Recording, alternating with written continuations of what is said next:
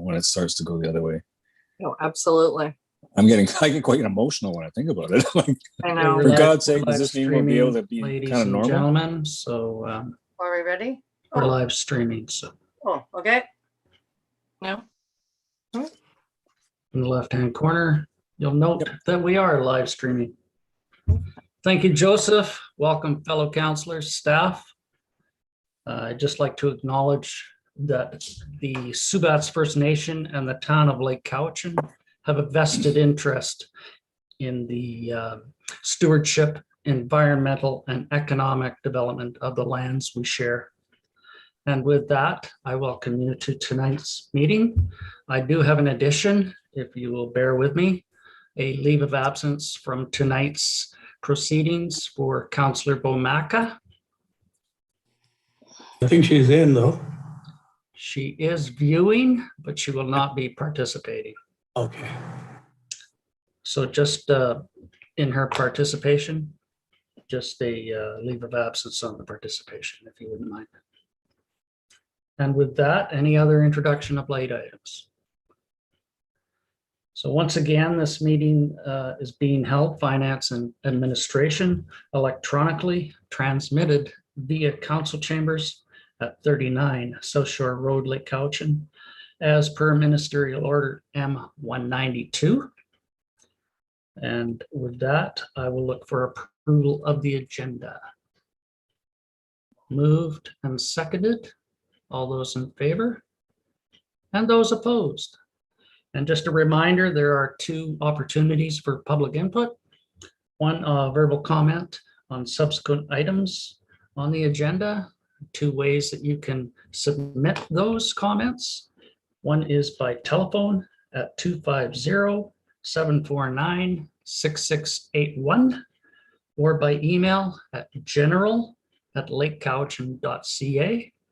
There's also an opportunity at the end of our agenda for questions on anything on the agenda that was discussed in tonight's committee meeting. And again, that's by phone 749-6681 or email general@lakecowichan.ca.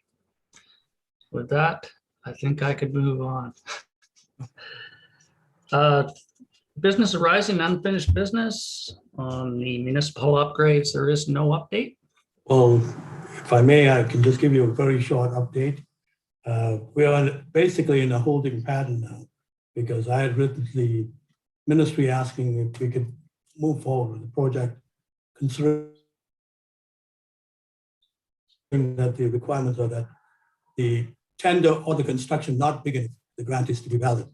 So we're ready to go forward with that, with both tendering and the start of the project. I've got two tenders on the demolition of the last base, but we cannot award them yet. I saw your hand, Mayor Day, if you have a little bit to add there. Yes, thank you very much, Mr. Chair. So on last week's monthly check-in with the municipal or the Minister of Municipal Affairs, the only statement that was made there that the grant announcement will be made this month. And the wording that was used was sounding like they were just finalizing the awarding. So however you want to acknowledge that, that's could be next week, could be the week after, it could be the exact end of the month. So that's all I know from that stage. So I guess the question we have to ask ourselves and be ready for is after that grant process, are we ready to move forward? So I'll just leave that thought with you guys. Very much. Thank I you. think we have discussed in the past, one way or the other, this project is moving forward. So I hope to see that finished before the end of our term. I believe that's one of the stipulations that we placed in our strategic plan. And when that has been finalized, we will follow along on the progress of the project. Anything else to add on that, ladies and gentlemen? No? Thank you very much. So moving on, we have delegations and representations. Prior to this, I do believe it may take more than 10 minutes. So could we have pre-approval of an extension if needed? I will need a mover and a seconder. Moved by Councillor Austin, seconded by Councillor Sandu. All those in favor? Those opposed? That motion carries.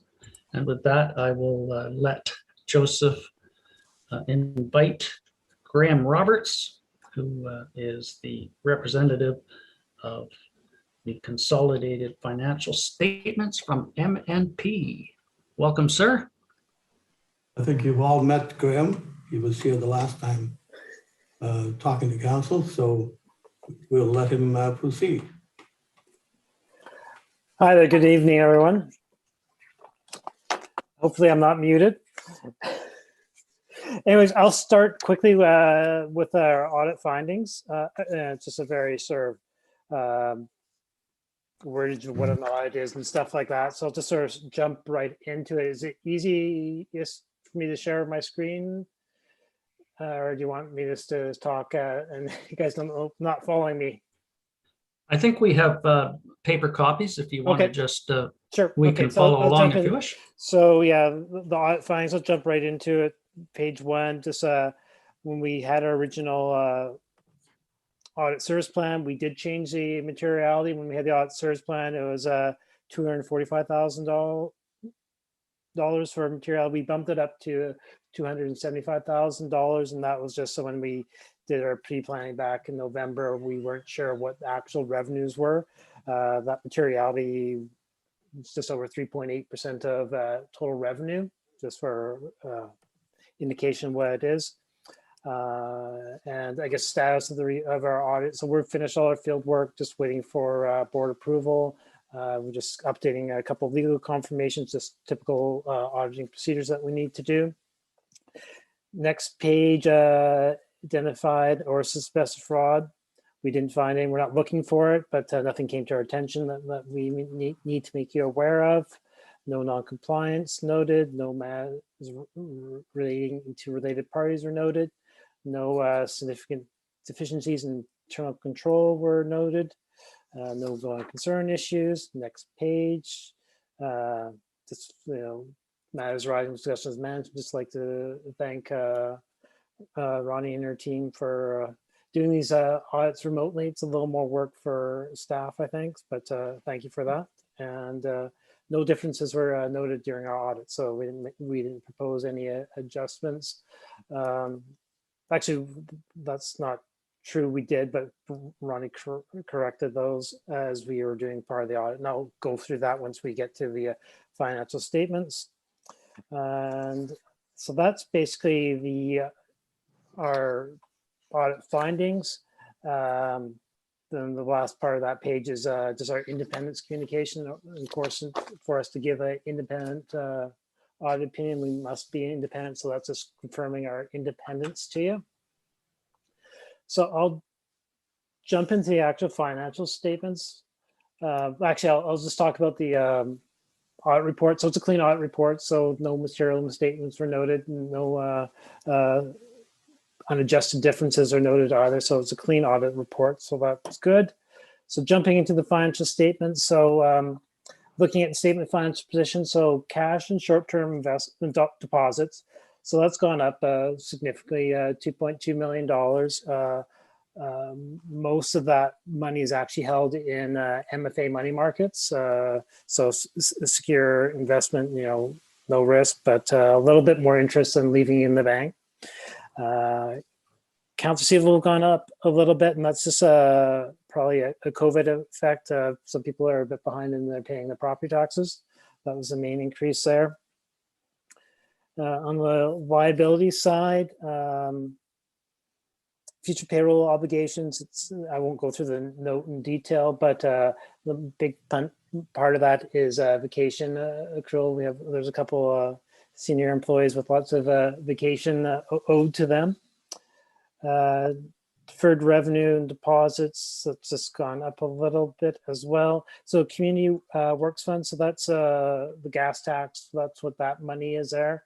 So that balance has increased, got a grant again this year, accumulated some interest to it as well, but no spend was done out of it. And restricted reserves, those are your DCCs that were collected and some interest allocated to that as well. And I don't think there's any expenditures out of it. So MFA loans, no new loans, balance decrease accordingly.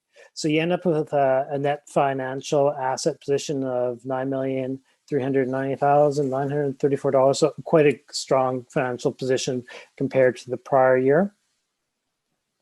So the bottom part of it are non-financial assets. So that's your inventory, prepaid, and your tangible capital assets. So you can see your tangible capital assets have decreased a little bit in the current year. Current year additions were just over $1 million, but amortization of the assets was slightly larger than that. So that's why a net decrease overall. So you end up with a accumulated surplus at the bottom there of $41 million. So it's quite significant. So I actually want to jump into note 7 just to sort of break down what is that surplus, because it's a big number, $41 million. So that's on page 12 of your financial statement. So it's note 11, accumulated surplus.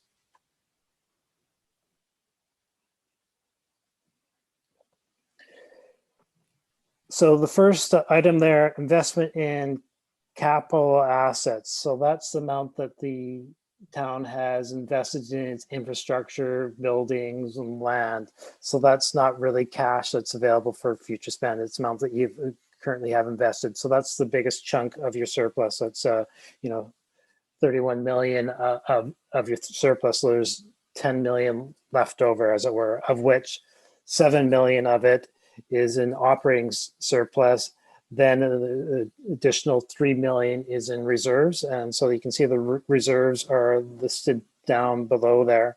The new one I want to point out there is the COVID restart amount. You can see the revenue gets fully recorded as revenue because there's no clawback of those amounts. So it gets recorded as revenue in the current year, but it wasn't fully spent in the current year. So the residual gets put in reserve. So that reserve is $695,000. And there's the other reserves there as well. So I'm going to jump next back into the statement of operations and accumulated surplus. So it's page 2. So the big change there from prior year and budget year is the government grants and transfers. And that is the result primarily of the COVID restart grant that I just talked about. So yeah, that's the biggest change there. Everything else is pretty consistent with prior years. Nothing really out of the ordinary. Sales services were down a little bit, but not as bad as you anticipated due to COVID, because it's still above budget. Expenditures, nothing really stands out there. It's pretty comparable to either the prior year and or budget. So I don't really have any comments there. And just sort of going through everything, just some sort of ratios to think about. You can see your net financial assets are in a really strong position. So when you're looking at your financial assets to liabilities, they've increased from a ratio of 2.4 to 2.7. So that's really good. And flexibility, let's sort of measure how much of the net book value is versus book value. So it's sort of approximating how old that is. So it's gone down to 71%. Last year is closer to 73%. So again, your amortization is greater than your addition. So your assets are getting older. And the other sort of ratio that we talk about is something called vulnerability. How much are you reliant on other sources of funds to fund the town's operations? So that would be government grants, and that's also increased in the current year as well. And that's just, again, the COVID grant was the change there. So that a very quick, very high level review of the financial results for the year ended December 31st. But I'm definitely available for questions and further comment. And Great. I will look to my colleagues to see if there is any questions for you on the audited financial statements. Do I see anyone? I'll start off, Graham. My question is on asset management and asset retirement in the future. How Yep. will that be accommodated in the financial statements? Oh, give me a nice easy question to start off, huh? So it's going to require some work on your staff side to figure out what that obligation is. So what could be part of your asset? I'm not sure how far you guys are along your asset management plan, but you may have, you need to identify what are your asset retirement obligations are, where's your asbestos and what do I need to do to abate for these things? So you need to figure that out. And so you figure out what the liability is, you create a corresponding asset for that amount, and you sort of amortize those out over time. So it will be unfunded liability up front, I would expect. Significant, but how significant, I can't tell you. Dependent on the asset management plan, for sure. Yeah. Okay, that's a great response to a very complicated question. And it's contingent that we do look at that on moving forward for grant applications, et cetera. I think that was paramount that each local government look at asset retirement, asset management plans moving forward for grant opportunities. So I don't look forward to it, but I certainly know we must do it. Mayor Day, please. Thank you. And just a question to close the loop in my mind for this too. When we get into full-fledged asset management and start the program, this may sound like a dumb question, but is that going to have an effect on taxation? I think that's not fair to Graham. That would probably be best to Ms. Gill or Mr. Fernandez. Okay. Well, whoever can answer that for me, I'd really love to close that loop in my way of thinking here. I Ms. guess everyone's looking at me. Obviously, yeah, I mean, we already know that our restricted funds and our replacement reserves aren't enough.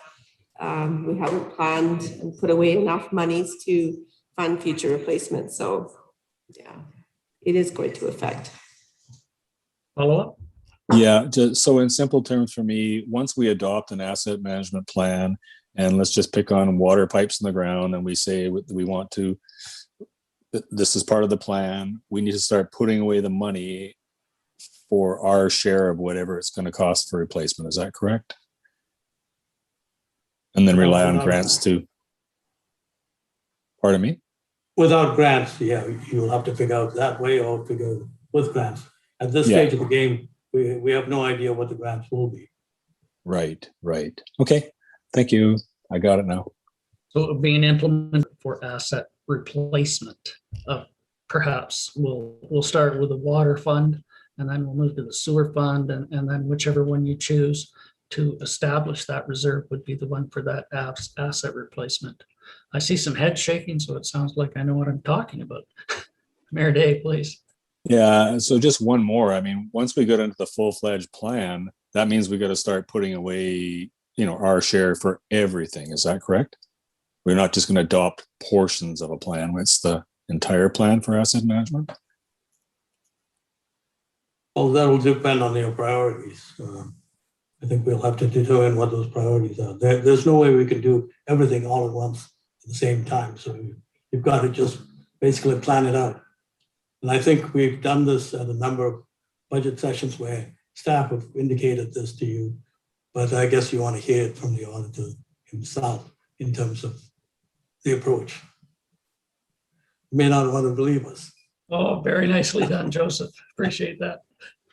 Just sort of follow up on that. Yeah. Please. So like a robust asset management plan also looks at what the funding side of the equation looks like. It's not just the cost, but a robust plan would include, well, how are we financing this, the combination reserves, potential tax increases, borrowing, so forth, and all that. Right, it is a comprehensive plan for sure. Yeah. We appreciate that. Any further questions? Councillor Sandu, please. Thank you. Just on page 12, the reserves funds, for snow removal. So for 2020, $9,054 went into the reserve from unused funds. Is that correct? Was that for 2020? And then, okay. And then did we start this in 2019? Where we would put, was it 2020? Okay. Thank you.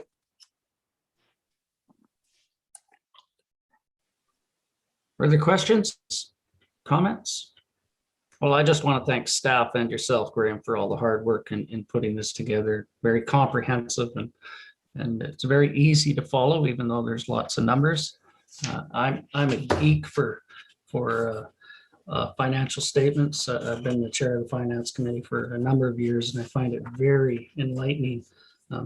It was one of the reasons I got into politics, was wondering why I couldn't have a sidewalk in front of my house. And then getting elected and seeing that there was a pot of money this big and the demands were this big. So I appreciate everything that staff and yourself do to get us to where we are today. And I believe we will be looking for a motion to accept the audited financial statements if possible. Or you can do that at the regular meeting. Okay, we'll move this forward to The the regular meeting. Excellent. Once again, Graham, we thank you for your presentation. If there's no further questions, we can let you go and enjoy your dinner. Okay, thank you. Thank you very much. Okay, bye.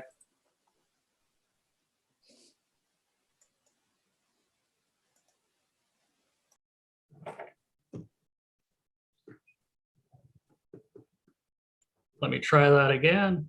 Now is the time for an opportunity for verbal comment on subsequent matters on the agenda coming forward. The phone number is 250-749-6681 or by email at general@lakecowichan.ca.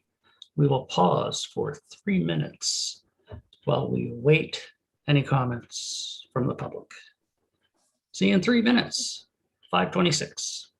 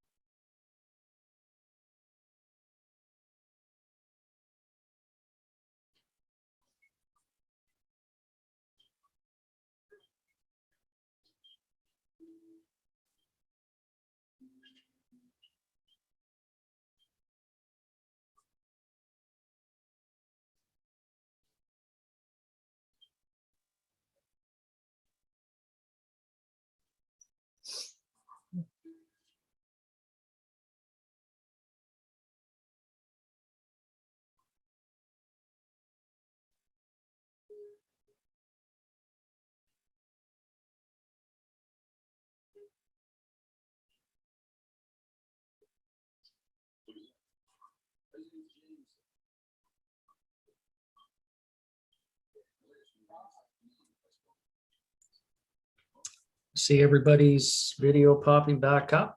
Just a reminder, if you're not speaking, to mute your mic. We are live streaming and it can be picked up on the video feed. So looking to Mr. Fernandez for any input tonight. None at all. Thank you very much. So moving forward, we'll move to reports. First report is the Director of Finance on the financial report for the period ending April 30th, 2021. Ms. Gill, please, if you would.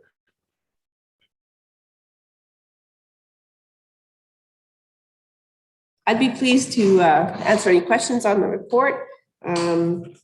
The tax notices we're in the process of preparing those now. And that revenue is of course not reflected on here. I just wanted to let council know that starting this year, the homeowner grant has been centralized. It's something the province has taken over. And so we'll be helping or providing information to residents on how to claim that. We've also added a link to our website. So you can go click on that link and it'll take you to the province's homeowner grant site. And something new for this year, we've also been working with our software vendors. The Maze is what the town of Lake Cowichan uses, but they have an online cloud services solution. And so on this tax notice that we'll be sending out, there will be an online access code.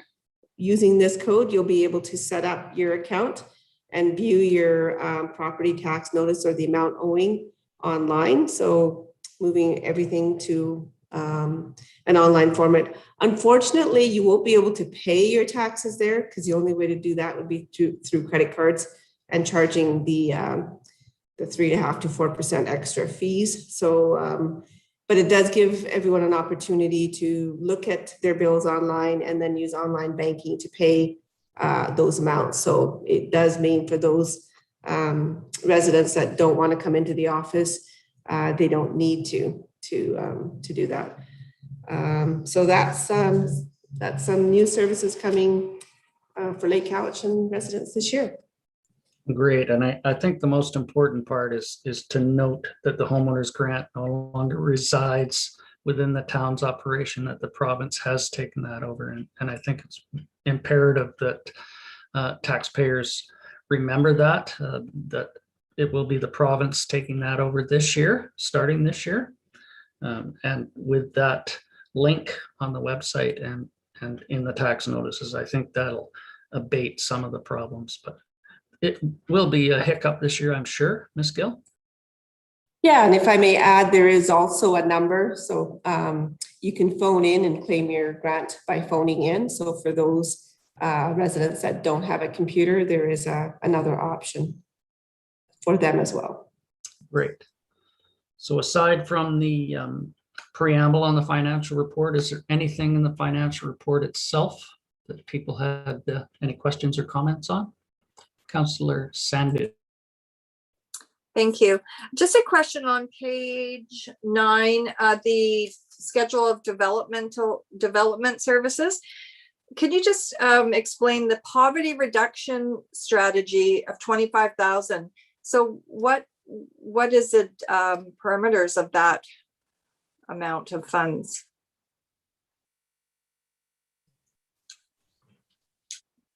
That's 100% funding from through UBCM, Oh. and it flows through us and goes to the CBRD. Okay, thank you. Great. Anyone else while we're on the financial reports? Seeing no other hands. If you do, after you've perused it a few more times, please, Ms. Gill would be more than happy to respond to any questions that you do have, either by mail or email or by phone. So please, if you see anything, give her a call. So that will conclude that. I'll get back to my agenda. Moving on to building inspector's report for April 2021. And this is for information, but if there is anything on there that you would like to speak to, anything there, Joseph? it was a slower month last month, but it's picking up this month. It'll be fairly busy this month. Beginning to show in numbers of applications coming in. which is surprising given the increased cost of lumber, et cetera. I think that may impact some starts this year, but we'll see. I'm not a future caster, that's for sure. Or an economic analyst either. Okay, moving on to the bylaw enforcement report for March 2021. Again, I believe this is just for information. Councillor Austin, please. Just have one comment. I'd like to, it's nice to see the form here so we know exactly how many and what has been happening, dogs and different hedges and things like that. So I like the form idea and I hope we get this every month. And I see quite a bit of compliance there, except for couldn't find dogs, but dogs are hard to find at times. So thank the bylaw officer for his report. Great. Nothing else from anyone else? Ongoing concerns in bylaw enforcement. It's nice to see the report in that format for sure. Moving on to D, Chief Administrative Officer on the outstanding grant applications. Mr. Fernandez. Well, it's all there, and if you need to know some details, I can provide that. So the municipal hall grant application was for $1.862 million. It was 100% funding for that, if approved. Then the next one is the Centennial Hall project. The project cost was just under $2 million, and the grant that's been provided for that, if successful, is just over 1.4 million.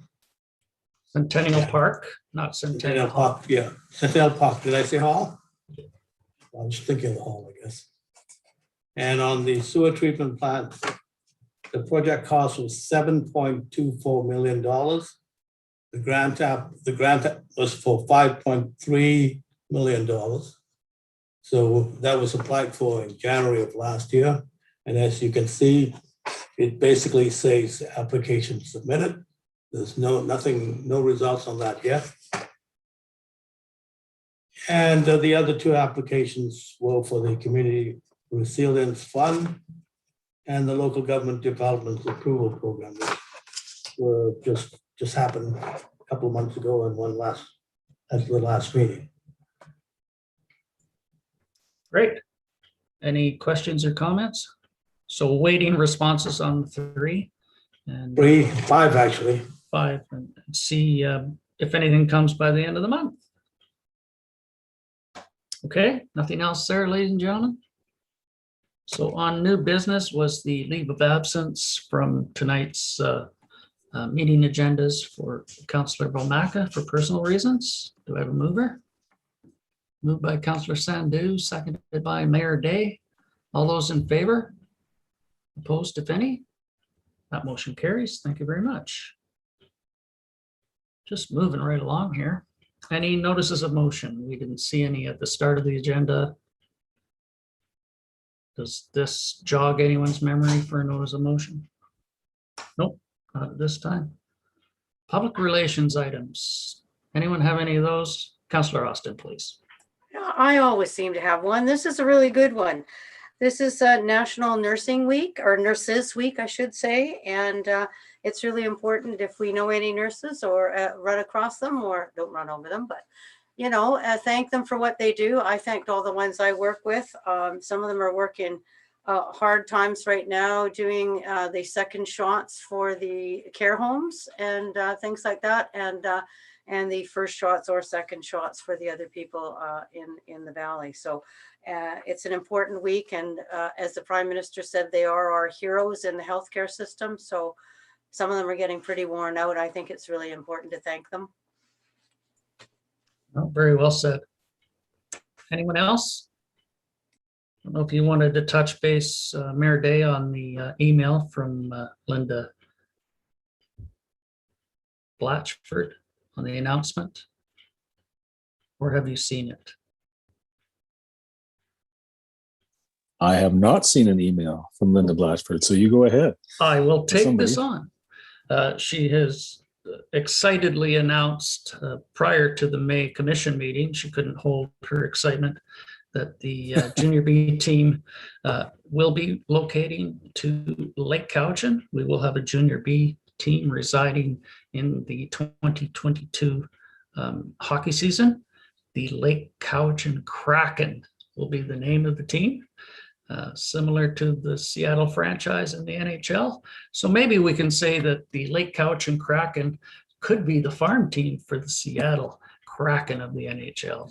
But we're excited to see junior B hockey return to the Cowichan Lake area, and hopefully that'll give an opportunity for some local talent to play close to home instead of having to travel for improving their hockey skills as they develop outside of Monterey hockey. So that's exciting, and I'm sure we'll hear more news coming forward after the commission report, and Ms. Blatchford's filling in on the parameters from that.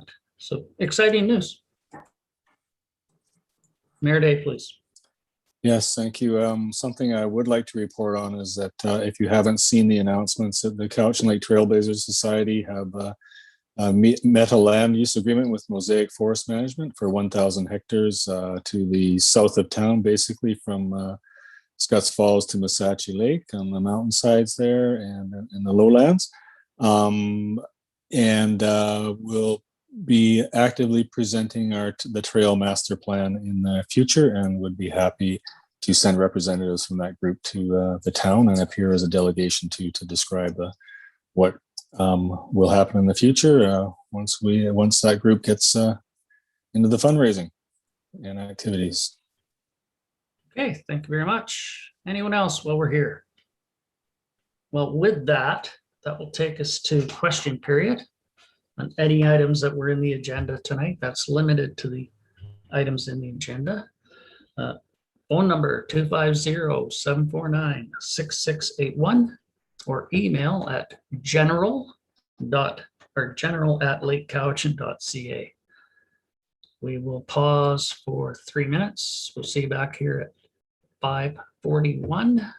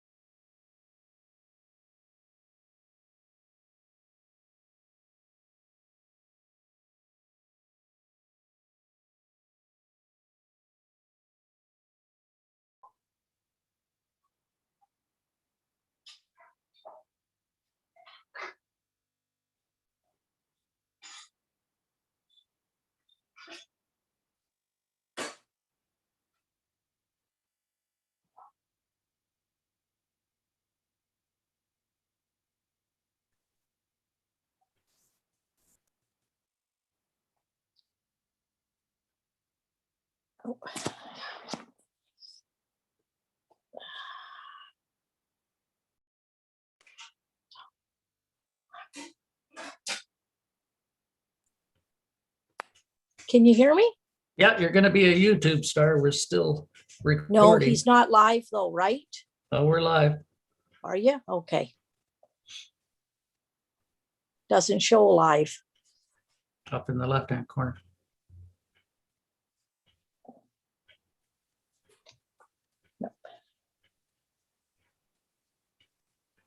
You can barely see that because I couldn't find it when we started. I was like, I don't see it.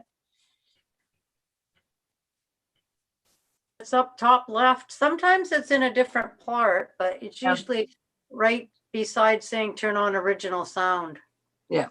There are a number of updates for Zoom. If you haven't done them, that may impact that. I haven't done any, but Haven't you? no. I'll talk you through it How do you someday. do- Yeah, okay. I will. Someone said if you click on your name, but I did that and I didn't see anything. So, well, next time.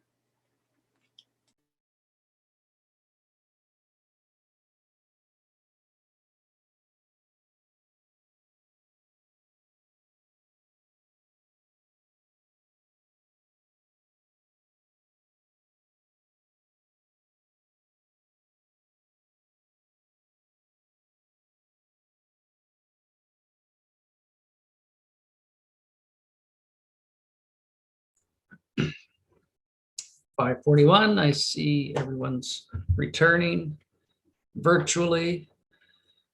Just like the Brady Bunch, they're moving around everywhere. Oh, there's Marcia in the far right corner. All joking aside, it's 5:41. Have there been any submissions of questions? Or emails or telephone calls. No emails, calls, etc. If after viewing that you decide that you may have a question, you're more than welcome to email at general@lakecowichan.ca, and we will try to get an answer to you as fast as we can.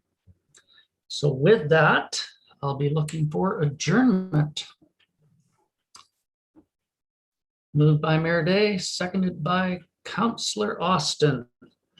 And as per the agenda, we can start in 10 minutes, the next meeting, I believe.